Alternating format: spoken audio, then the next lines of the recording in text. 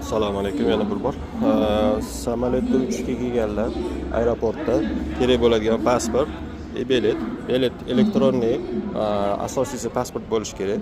Va har xil holatlar uchun bilet ochib ko'rsatish kerak bo'lib qoladi. Shuning uchun qo'lga chiqarib olish tavsiya qilinadi. Biz aeroportdamiz, O'zbekiston Toshkent xalqaro aeroportidamiz. Bu yo'li parkovka kirish mumkin. Bu yo'li tekin taksilar uchun tashab ketiladigan yo'l. Mijozlarni tashab ketish mumkin.